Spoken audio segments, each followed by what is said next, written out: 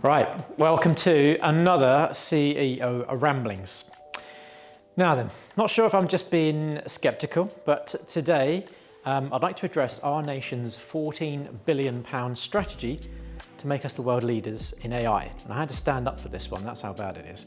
Spoiler alert, I'm not impressed. Now, I sat down to watch Keir Starmer's news interview and was honestly excited and hoping for a technological revolution.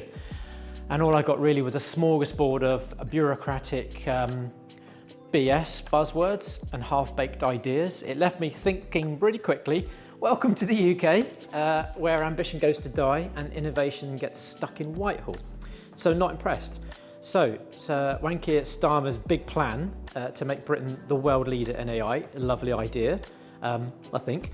But classic misdirection play, I think. So look at this big shiny thing over here whilst we plan this more tax hikes and stuff over here out of view. Because while we're busy sort of reading your speeches, British businesses are already out there creating, innovating, and sadly, probably packing their bags for Silicon Valley because they can't really get the funding or the support that they need here. And I know this sounds like a bit of a rant, but sometimes you've got to do it. And don't forget, after all, HMRC's latest innovation is connecting up their creaking website to ChatGPT. Anyway, next interview, enter Peter Kyle, our technology minister. Bless him. He's trying his best, I think. Now then, watching him is a bit like explaining AI is a bit like watching someone learning how to juggle in front of you. And I honestly don't believe that he understood a word that he was saying. Take the National Data Library, for example, that he's so proud of. Is it open source? Will we charge up for access? I don't think he seems to know the answers to those things, really. But rest assured, it will be interoperable, whatever that means, and it will return value to the British taxpayer. Why? Because they'll insist. Great.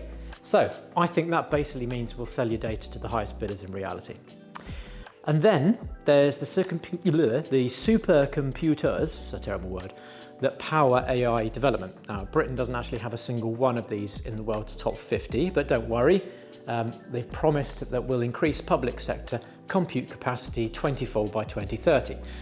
We'll gloss over the small issue of how we'll power all that and the fact that we made similar commitments around sustainability and being world leaders in that. And let's not forget AI literacy, really important.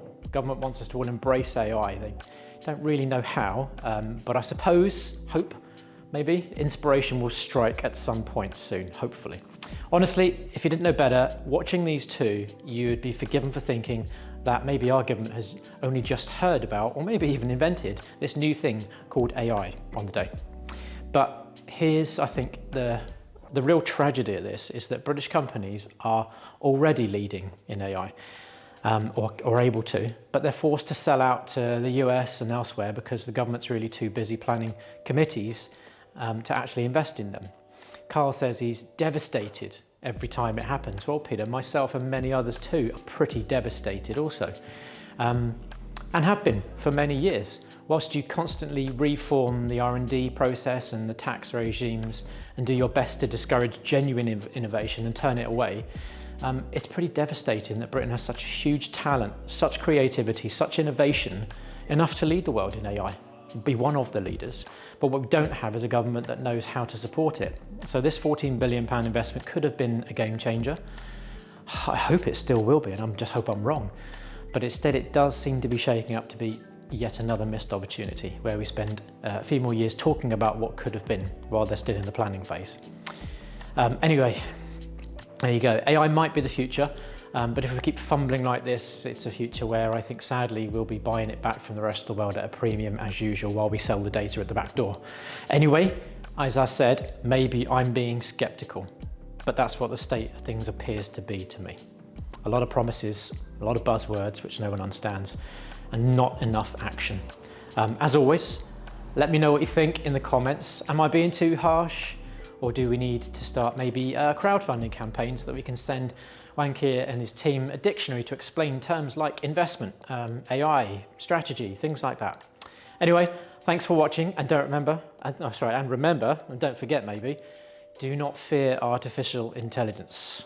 Just be very scared, witless of natural stupidity, because we're not short of it.